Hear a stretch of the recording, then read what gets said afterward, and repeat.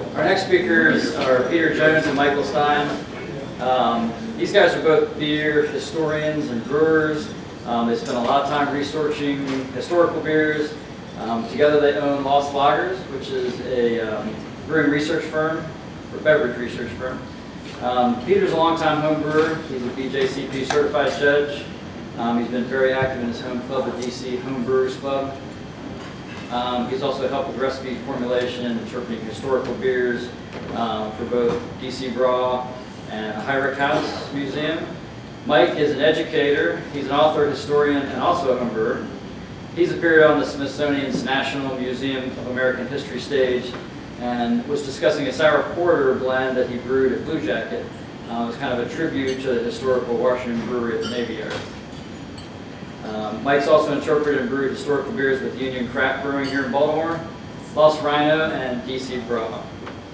Together, they've served their Polish porter at the Polish Ambassador's House in Washington, D.C., and their Colonial porter, right, at the Dumbarton House, and that's the headquarters for the National Society of Colonial Dames.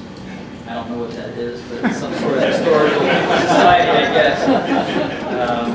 So the short story is these guys really know about porters and historical type of porters.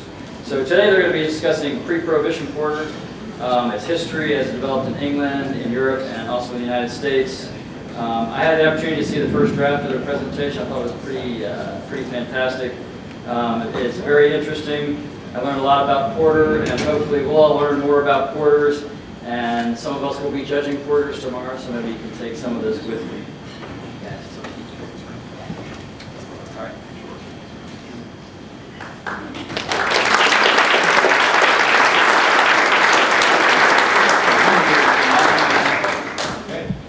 Can everybody hear me? Yeah. All right, so welcome judges to the land of pleasant living. I want to thank Bill, Jeff, Gordon, but also a big thanks go to Ben Jankowski, who's with us today. His research and him connecting me to Lou Farrell, who is a brewer in Philadelphia, and they were instrumental to getting Pre-Prohibition porter in the 2015 style guide. So big thanks to them. So what is Pre-Prohibition porter? Pre-Prohibition porter spans a massive length of time from 1774 to 1920-ish. And the reason I say 1920-ish is that Prohibition came early to Washington, D.C. in 1917, as well as early in Baltimore in 1918. So we're really talking about the colonial era to the early 20th century. So today we're going to be serving some Pennsylvania porter. This style is also known as East Coast porter or Pennsylvania porter, which is based on a 1914 recipe. I really want to thank, as I mentioned before, Ben Jankowski and particularly Lou Farrell. Lou was the brewer at the Dock Street Brew Pub in Philly, and he was able to entertain a bunch of brewers at Ortlieb's, the historic brewery there in Philadelphia. And he explained to me the difference between racking room porter and brewed porter, which we're going to get into today. The beer, the historical beer we recreated, is kind of a hybrid of both, but you can sort of see the difference here between Colonial porter and Pennsylvania porter as we're going to be referring to it today. So I wanted to put the style guidelines up here right at the beginning of the presentation, so you're not tempted to check on your phone and pull up the app or the BJCP website and see what we're talking about. As you can see, it's lots of similarities to American modern porter, modern English porter, but a few things on here are a little strange. No to very low esters, okay. Light adjunct, licorice or molasses is acceptable, and a clean lager profile is acceptable. Corn and DMS, that's something you don't really see a whole lot in American robust porters, and that's appropriate even to a moderate level. Finally, adjuncts are certainly very appropriate as an ingredient, up to 20% of the grist, in fact. And Mike and I are going to get into how some of these characteristics came to be. What's the history behind all these adjuncts, the history behind the clean lager profile. And so I hope you'll enjoy where we're coming from when we talk about pre-prohibition porter. As Mike mentioned, there's really two pre-prohibition porters that are similar and related but different. The Colonial American porter. So this is what they're brewing when they get off the boat and at Plymouth, at Williamsburg, and at Philadelphia. In the early colonial days, there's no commercial breweries in the United States, so they're really brewing at home. They're trying to take their brewing traditions from England, from Germany, from the Netherlands, and they're going to use basically what's at hand. There's not a whole lot of hops or malt that they can use, though they do import some from Europe, and they do find some in the United States. But they're going to use squash, they're going to use fruit, any number of adjuncts, basically what's at hand to craft a unique American beer. Of course, by the later 17th century, we do start to get some commercial breweries. William Penn actually grants the land for William Frampton to create a brewery in Philadelphia in 1683. There's breweries in that time in New York, some Dutch breweries, and breweries soon pop up in Boston, Williamsburg, all around the East Coast. Later into the 18th century, Americans are starting to gain a little bit more money, become a little bit more rooted in America. They can afford to bring over the finest porters in the world from England, from Scotland. In fact, 1755, 62% of all beer that Scotland is exporting is being exported to British North America. So they're really bringing in a lot of beer from England, Ireland, Scotland, and enjoying that good British porter. So it's no surprise that by 1774, Robert Hare, who's the son of an English porter brewer, starts a porter production in Philadelphia. And Michael, I'll let you. Sure. So what we're talking about here is presidential porter, George's drink.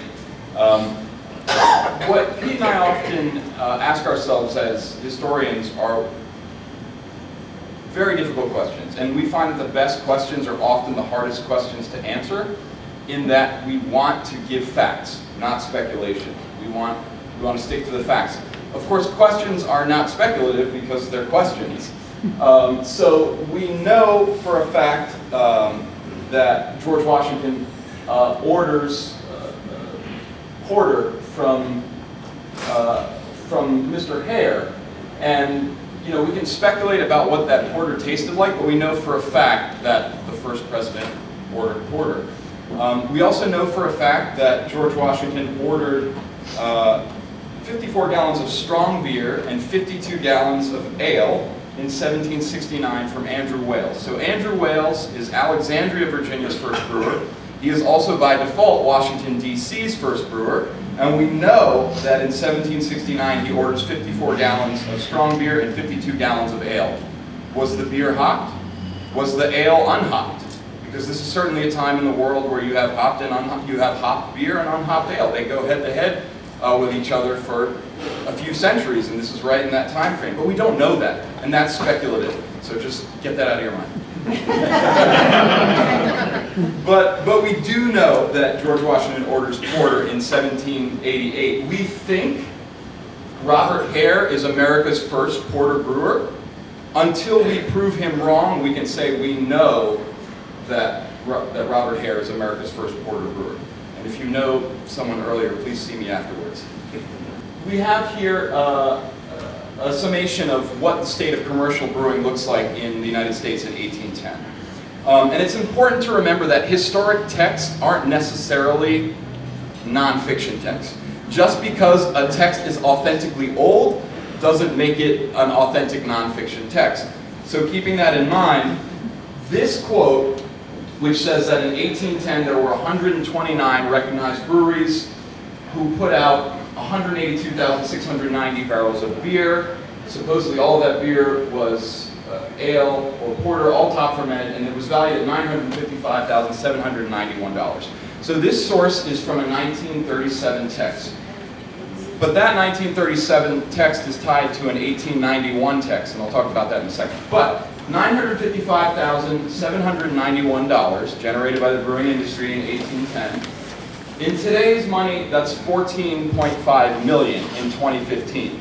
And so Pete was telling me he was kind of bummed it wasn't more than 14.5 million, because that doesn't seem like so much in today's world. But I'll just say that, you know, that could be as little as 1/7 or as much as 1/6. You could be a 1/6 shareholder in Ballast Point if you had gotten in on the Constellation Brands deal. So 14.5 million might buy you 1/6 of that brewery today. But so, looking at the next slide, you'll see this is what beer production looks like in 1809 and in 1810, at least according to an 1891 source. What's interesting to note here is that the pricing is different state by state. It is absolutely not the same. The only states that have the same pricing are Georgia and Washington, D.C. And so if you were to do the math, which I've done, you'll know that Massachusetts is the cheapest state. And Massachusetts beer costs about $3.86 a barrel, comparatively to Maryland beer, which is the second most expensive at $7.44 a barrel. And then somewhat surprisingly, Delaware, Delaware is the costliest state to buy a barrel of beer. They're averaging $16 a barrel. So certainly that seems quite high, but you know, I am reminded of today, right? If I want to buy a pint of porter, and I'm comparing Virginia, DC, and Maryland, you know, where's the costliest place? I mean, I don't have scientific data for this, but I can tell you from reporting out in the field, $10 for a pint of porter is becoming close to standard in Washington, D.C. I'd like to think that's not the case in Baltimore or not the case in Richmond, but I think they're starting to creep up. But certainly if this were 1810, you know, Virginia would be the cheapest, then DC, then Maryland, the priciest. We're talking about porter now. We're still in colonial times, but we're moving to the post-George era. George Washington dies in 1799. So DC's first brewery is founded in 1796 at the village of Funkstown. Where is Funkstown, but where today we have the reflecting pool? You're looking at the Washington Memorial from the Lincoln Memorial. This is roughly where the village of Funkstown was. And you are close to the Potomac when you're here, but the village of Funkstown is at the foot of the Potomac, which makes sense in terms of being able to move beer. But then in 1805, the Washington Brewery, as it was called, was moved to the foot of New Jersey Avenue at the Navy Yard. And this is the confluence of the Potomac River and the Anacostia Rivers. It is literally the confluence of two rivers when they set up shop in 1805. So the Navy Yard, the Washington Brewery at Navy Yard is actually housed in a former sugar refinery, essentially a sugar factory. They had maltings there. But the question remains, how did they make their beer porter color? They advertised porter in 1813. Was it malt? Was it sugar? Was it both? We're working on that one. So hopefully the next time the conference is in Baltimore or Washington, D.C., we'll have an answer for you. Moving on. So in 1812, the Washington Brewery is selling three types of beer: X-Ale, Strong Ale, and Table Ale. X-Ale being the priciest, Table Ale being the cheapest. But then just the next year, the owner puts the Washington Brewery up for sale, and he advertises the necessary, what we would say, apparatuses for carrying on a beer and porter brewery on an extensive scale. Porter and ale in casks and bottles. So this is interesting that they're bottling beer as early as 1813 in Washington, D.C. A few casks vinegar. What was vinegar doing in the brewery? I'll let you speculate so that I don't. But I will say, at this point in time in 1813, what's important to note is that all of the breweries in D.C. are run by, or operated or brewed by English, Scottish, or Irish immigrants. Men who were born in England, Ireland, or Scotland in origin. So these were the ads where I mentioned on the right side you can see the ad, a few casks vinegar. Right there after 2,000 pounds of hops, porter and ales in casks and bottles. So that was the ad putting the brewery up for sale. But what's important to remember about this porter in 1813, this is not Pennsylvania porter. One, it's not brewed in Pennsylvania, but two, it likely was not void of esters or clean of the fermentation profile that we would expect with a porter, that if it was a stock porter or sat around long enough, it would begin to sour. So we're talking about changes in porter now. You have the porter out in front of you. If you'll just be patient for one moment, we'll talk a little bit about what's interesting in this ad. This is an ad from 1902. And what you notice in this ad, which is typical of the time, is that it's in German, right? Union Gebrauchs Bier Ale und Porter. And it's interesting that the German revolutions of 1848 happened, and then 10 years later, in 1858, Alexandria, Virginia gets its first lager brewery. Not long before that, in 1856, or even as early as 1855, Washington, D.C. has its first lager brewery. Generally, John Wagner is credited as the first lager brewer in America, in Philadelphia, in 1840. And so we're beginning to see the shifting of breweries that have been set up in the English style, in the Scottish style, in the style of the British Isles, be outfitted, or at least have German brewers streaming in, and that shape of immigration changes the brewing process. So the question that we have to ask for these breweries as early as 1858, did they have two different strains of yeast? Did they have one strain that they fermented at higher temperatures to make esters come out that they could sell as ale, and then fermented at much colder temperatures and then market that beer as lager? Or did they actually have two strains of yeast? We found evidence of both. So it's not a monolith, and just because we see porter, we can't make assumptions about fermentation. What we're looking at here is that, as I mentioned, 1848 started the German revolutions. We have a lager revolution going on the world over. So 1842 is a popular date because this is the year Polzenski Prostroy or Pilsner Urquell is founded. And in that year, in 1842, 90% of Bohemian breweries are actually top fermenting, which is quite the opposite if you visit the Czech Republic today, although that's beginning to change. But what we do know is that from 1860 to 1870, Bohemian bottom fermented breweries skyrocketed. In 1860, there's only 135 lager breweries in the eastern part of the Czech Republic, Bohemia. But 10 years later, a decade later, there's 831. So just over the course of 10 years, this country is swept and moved in the direction of top fermenting to bottom fermenting. And over that same time, 260 top fermenting breweries are put out of business. They close. So it's really a wholesale change in the production and changing tastes of consumers, of course. What I wanted to do was to introduce you guys to Polish porter. What is Polish porter? Quite simply, it's porter brewed in Poland. But we have a great example of the changing of fermentation profiles in one brewery, in this case with one product. So the ad up top advertises extra double stout. So make no mistake, this is porter being sold as extra double stout. Porter brewed in the English manner, in the London style, stout porter brewing style. That's 1847. 30 years later, we have Polish porter, which is bottom fermented. You can see right there the Polish word, Markowi, pardon my Polish, which means Märzen, March beer. So we're talking about Bavarian, they say Bavarski in the Bavarian manner. Porter is now Bock, right? So the same product that was extra double stout in 1847 is now porter, also known as Bock, in 1877. I mean, this is, it's kind of, it joggles, it boggles our mind a little bit because we think of these as such distinct styles, but, this is how beer was being brewed in Poland in 1847 and then in 1877, and how it was being sold. So, we're noticing that porter's changing, and that beer changes with the changing demographic of the country. You have German brewers in English-styled American breweries. This is certainly happening in Washington, D.C. It's happening in Baltimore. I would argue it happens even earlier in Baltimore than it does in Washington, D.C.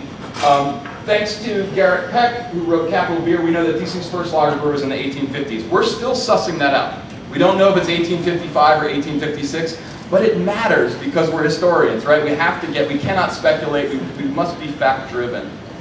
But we do know that the first porter was in 1813. We have proof of that ad, and until we find an ad prior to 1813, the first written record of porter in Washington, D.C. is 1813. So here, this ad is also from 1902, similar to the ad we saw before, but it's interesting to note, right? Union gebrochen, Union-made beer ale und porter. Porter is the same in English as it is in German. So, just change the fermentation, right? It's not that simple, of course, but it's interesting to note that on this ad we have styles like Budweiser lager beer, sparkling ale, standard pale beer, same as the previous slide, but in German, you know, Union made and home brewed. It actually says home brewed, even though all of these breweries were production breweries. And it's interesting to note when I talked to Lou Farrell, he mentioned that cream ale was really chic in the city, whereas porter was more of a country drink. And I found some ads that support that and some ads that you could refute that statement with. But one of the brewers here is making pale Pilsner style beer und porter. And it would certainly seem to me and to the production managers that I talked to, if you had one product, which was Pilsner, and you wanted to make porter, you could brew what's called a rack and room porter. So you've got your pale beer, and you have your porterine, which we're going to talk about, and you can just turn your pale pills into a porter-colored beer. And we're going to talk about that a little bit more in terms of a brewed porter versus a rack and room porter. So right here, what we're looking at is a brewed porter. I wanted to let you know that this is an authentic recipe. It comes from a private collection, a 1911 porter from the Weger Brothers Brewery in Philadelphia. This is a photo of the Weger Brothers Brewery. In 1893, it was brand new, designed by A.C. Wagner, very important. Wagner's an important name in Philadelphia brewing. And if you read Philadelphia Beer by Rich Wagner, of no relation, you'll understand that this architect built a lot of Philadelphia breweries. But basically, the important thing is that they were a brewery that produced, they'd be a regional brewery by today's scale. 25,000 barrels they maxed out at. And they brewed three brands, Bavarian Beer, Erlanger Light, and Hohenschwangau, pardon my pronunciation, Export Dark. So it's highly likely that this porter was the Export Dark, but again, that's speculation, so forget I said it. What we do know is the recipe is comprised of 55% pale malt, 10% porter malt, 29% grits, and 6% sugar. So porter malt's going to give it some color, but sugar may give it some color as well. And we don't know if their sugar was proprietary and that they had their own process from turning it dark, if it started as dark sugar and it just helped to turn the beer in the kettle. So we're uncertain about that. But we do know the facts of the other beers that the Weger brothers brewed. They brewed a Bock, which was 36% adjunct, 36% grits. They also brewed a pale beer, which was also 36% grits. So this is the one beer that is not 36% grits. It's 29% grits with 6% sugar. So it's actually 1% less adjunct than the other beers in their portfolio. This makes a lot of modern brewers nervous. I'm still trying to convince enough modern brewers that it's a great idea to make a beer with 35 or 36% adjunct/grits. You know, I embrace it. I praise the maize as a home brewer, and I think other home brewers should too, but I'm still fighting that battle. So here's the recipe that's in your glass. This comes from the National Archives. And we were blessed with this recipe because of the Food and Drug Act of 1906. This was actually an inspection report of the Commonwealth Brewery. The Commonwealth Brewery was actually on 27th and Cambridge Street in Brewerytown, the Brewerytown neighborhood in Philly. And this recipe is a classic racking room porter, as we've been talking about that distinction, brewed versus racking room. As you can see, it's 70% pale, 30% grits roughly, and a quart of porterine per barrel. The inspector notes actually that it's the same exact mash as the Selecto Pilsner style real German lager that Commonwealth was brewing, with the 1 quart of porterine added to it. The porter rind actually comes from the New York Roasted Malt Company, and so it also specifies that it was a roasted barley product. Many porter rinds are actually corn syrup based, and then they'll boil them until they get extremely dark. On our home scale, we can't quite approach the 970 Lovibond malted crude oil color. But we did our best with quite a bit of black malt, a little bit of roasted barley, and then boiling for quite a long time. If you're making it at home, you have to really watch and make sure you don't scorch the sugar, because it's extremely easy to scorch it as it gets down to the very end. And once you scorch it, it's essentially ruined, so watch that. The hops that are in this beer, the hops that we're looking at from the 19th century are very different than the variety of hops that you'll see today. We have cluster. Back then they had early cluster, late cluster, English cluster, large gray American cluster, golden cluster. So we've lost some of that diversity in the heirloom styles. And partly it's because the farming of hops has really changed since the 19th century. Ohio and New York used to be really the headquarters of hop farming in America. And so we've lost some of the varieties that were native to those areas, the Palmer seedling hop and the Humphrey hop. That said, we can try and do our best at approximating what hops were used. What's important for recreating this beer, you don't need a whole lot of hop flavor or aroma, but you do need a good amount of bitterness to make sure that this beer is evenly balanced between the hops and the malt, and it adds to that moderate dry finish. So the hops that we generally will use that are modern equivalents: cluster, Willamette. We've heard on good from Lou Farrell that he would always use the Perla, as he called it, the solid bittering workhorse. But in my opinion, I think modern cluster is one of the best approximations for this beer. It's one that's been around for a really long time. One of the techniques that a lot of the historical brewers would add is use an aroma or flavor hop addition that would kind of be their own little twist on the recipe. If they're German brewers, often they're using something imported from Germany, so one of the noble hop varieties. If they're more of a British tradition brewer, they're often going to use some EKG. So that's just one of their how they put their own stamp on this style. The grist, perhaps you've mentioned, it has lots of corn in it. 20 to 30% corn was very common, as we've described, with malt making up the rest of the beer.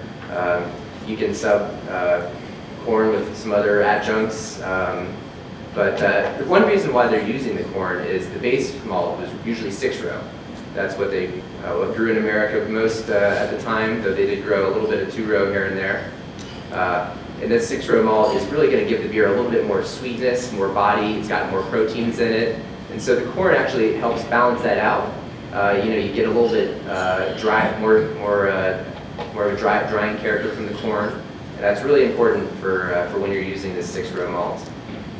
And if you're not using porter rind, as we've used in this beer, you're using porter malt. It's really difficult as a beer historian to try and approximate porter malt. This is a product that we don't really make today. All of these breweries were getting their malt from their local maltster. Sometimes they had a malting house on their premise. So in each of those recipes are really proprietary. They're all different. They're changing based on the season, what the malt is tasting like. But we can kind of approximate it with a variety of different malts, your black patent, chocolate, even Munich malt.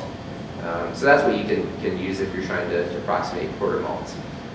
And finally, a little bit of caramel malt, not too much. This is really meant to be a pretty dry beer, maybe up to a pound per 5 gallons. Adjuncts, another dirty word sometimes. And when you're looking at this recipe, I mentioned up to 20% adjuncts is what the guidelines specify. not all adjuncts are created equal. If you use 20% molasses or 20% brewer's licorice, good luck with this beer. That will not probably taste very pleasant. But as I've said, we've seen way over 20% in recipes using corn. And the corn is really a different beast now versus in the 19th century. When we were looking up some of the brewers' manuals, Wallenhanius is one of the most famous American handybook of brewing, and he has different chapters devoted to Indian corn, roasted corn, what he calls maize. So there's all these different whole category of how to use grits. So now we think of like, okay, you got flakes of corn or you got grits, but back in the 19th century there were different heirloom varieties of corn, and so it's a much more interesting ingredient than perhaps we give it credit for. Porter rind.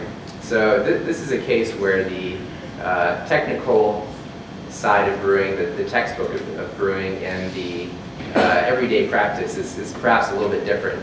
So Wallenhanius, as I mentioned, one of the great books. Every early 20th century, 19th century brewer had this on their shelf. We've seen it in brewers' collections where it's leather bound. It's got like the gold on the pages. It's like really, this is like their brewing Bible essentially. And Wallenhanius, contrary to what we've been talking about, they actually put porter into the top fermented American brewing category. And they say that actually a mixture of high kiln and low kiln malts is really the way to go. So forget about lagering and using porter rind, because that's not part of what they say makes the best porter. But we found this Pennsylvania porter style really was everywhere. So sometimes you have to take the technical versus what's happening on the ground level and use that in recreating these beers. Yeah, so I think what Pete is getting at is there's theory and practice, and sometimes the brewing text, we find that the theory supports the practice, and sometimes the practice, even if it's like oral history, which has been passed down from a brewer to another brewer, it may be relevant, it may not. So porter in Wallenhanius is what they call a brown syrupy liquid, intended to impart color and to some extent taste of porter. I think we have to some extent in this porter.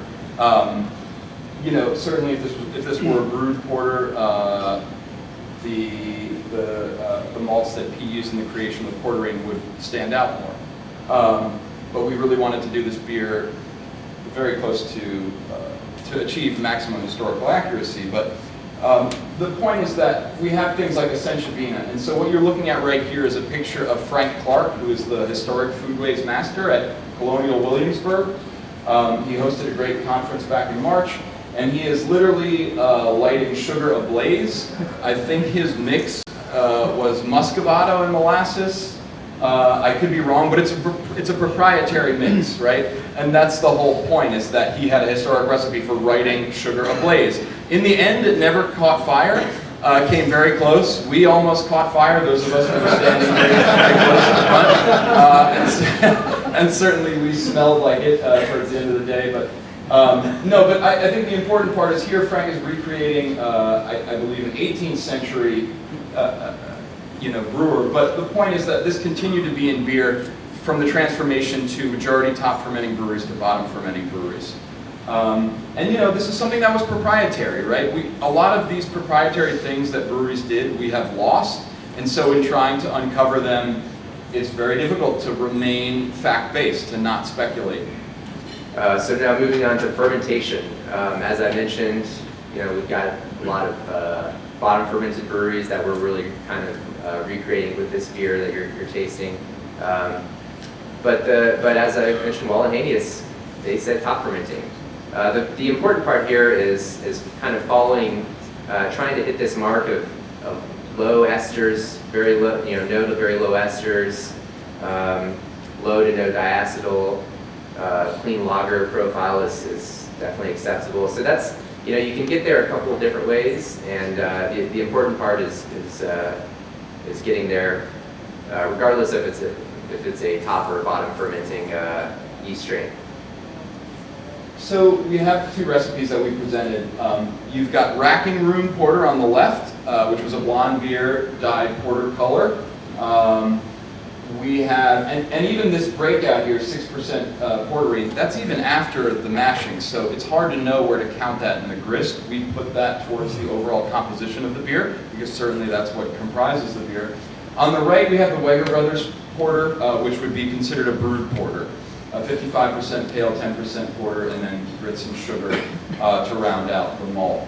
Talking about the flavor, the grainy base malt flavor, low levels of chocolate or burnt black malt notes, low levels of caramel, biscuit, licorice, and toast notes. You know, I think what's important to remember here is that these beers were intended to be clean, and so whether it's Racking Room Porter, brewed porter, top fermented porter, bottom fermented porter, they should be generally clean, although there are some acceptable levels, like Pete pointed out earlier. But it's important to remember that they're not American porter. This is not English porter. This is historical beer, category 27. And it helps that we have people like Stan Hieronymus, like Evan Rail, like Ron Pattison. Whenever I get emails from the Czech Republic or Austria, I love to check in with people and make sure that Gordon has really done his work, and he has. You know, I mean, that's what's important, is that there is authenticity in this style guide, and I'm particularly proud of it, and I think you guys should be too. Okay, so judging this beer, as we mentioned, it's got a lot of similarities to American, you know, robust porter, English porter, but some major differences as well. You know, the adjunct character, the clean fermentation, and I think very importantly that this beer is actually, you know, it's not a very full-bodied beer. It's medium-low body. It should be a pretty dry beer.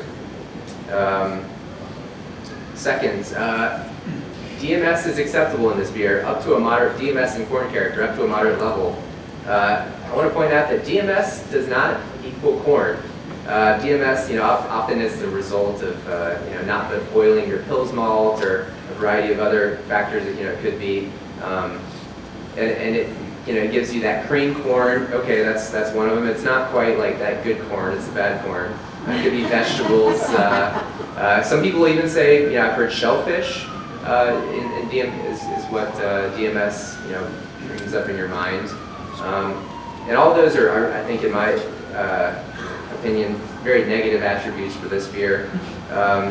However, you can have a very interesting corn kind of rustic character. You know, it's difficult for me to describe this beer after listening to the very thought-provoking talk from Tom earlier.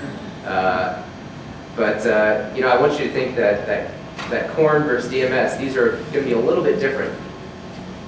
So finally, you know, how is our porter taste? What are some of the strengths and weaknesses of this beer? You know, I think it doesn't, the malt character is not very overwhelming. I think that's too sour. It could be maybe a little bit, you could have a little more complexity there for sure. And I think if we were doing a brewed porter, I think you probably could get a little bit more out of it than using the sort of porterine method. But hopefully it's not too much, you know, hopefully it's a pretty low ester beer, which hopefully is to style. And how does this overall historical style compare with porter?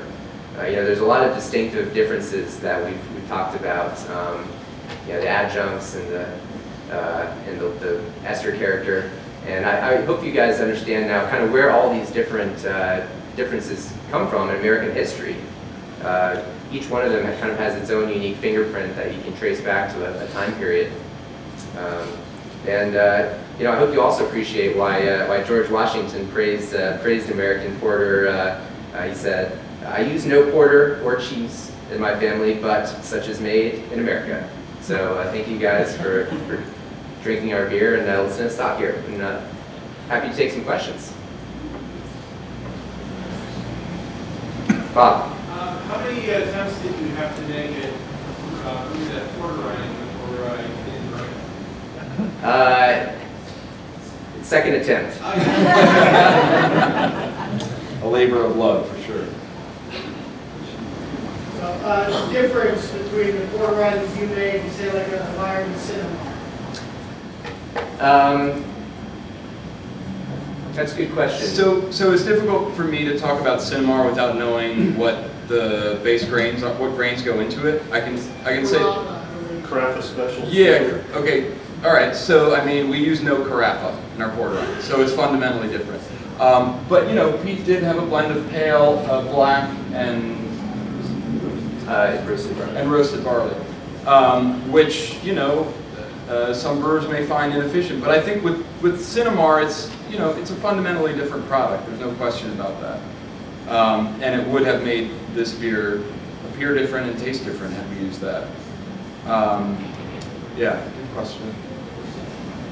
How bitter is the porter rind itself? I thought it was pretty sweet. Yeah. Definitely a lot of residual sugar. It was pretty pleasant. And I'll say, we didn't discuss at all the commercial examples of the style, but the commercial examples are Yingling Porter and Stegmaier Porter. Raise your hand if you've had Yingling Porter. Okay, put your hands down. Raise your hand if you've had Stegmaier Porter. Yeah, look around the room. Right? So Yingling Porter is a racking room porter. Stegmaier Porter is a brewed porter. So next time you're in Wilkes-Barre, get some Stegmaier Porter. We were trying to have it here today, but they're not distributed in Maryland. So you had actual descriptions of porterine, like what went into it, but were there any contemporaneous descriptions of the flavor of it? Yeah, in Bolognese he describes it as sort of caramel. He really focuses on it as a color agent. Right, that's what I've seen before, is that it was just what makes it dark. But when people see that, well, in your recipe, when you had sugar, you said, okay, what kind of sugar? What did you do to that? What's that bringing along beyond color? So that's the thing that's hard for people to replicate if they need to use something else. Absolutely. So how do you make a beer with something that you can't get, much less find a flavor descriptor for, right? That's the difficulty. And this is a really valid point, because it seems like porter rind today is generally made from corn. It's a corn-based product comparatively to a barley-based product. That's going to taste different. But Wallenhenius are, they kind of dodge around it. As I mentioned before, brown syrupy liquid, that's really helpful. We know that it's 41% dextrose. Is that rice dextrose? Is that wheat dextrose? Presumably corn? I mean, all these questions surround. So I think your point is very valid. It's really hard to find flavor descriptors for what was being consumed or going into beer. Yeah. You mentioned that historically it's six row, but should we use 2 row? We actually did use 6 row. Yeah, they I think RAR malts it, and there is some 6 row that you can find out there. The guidelines do specify that you could use a blend of 6 and 2 row. Yeah, I'll say there's some 6 row growing in Virginia in the northern neck, and it is way different from RAR 6 row. I mean, like worlds different on every level. So if you find this beer, it is likely going to be brewed with RAR 6 row, and that's fine.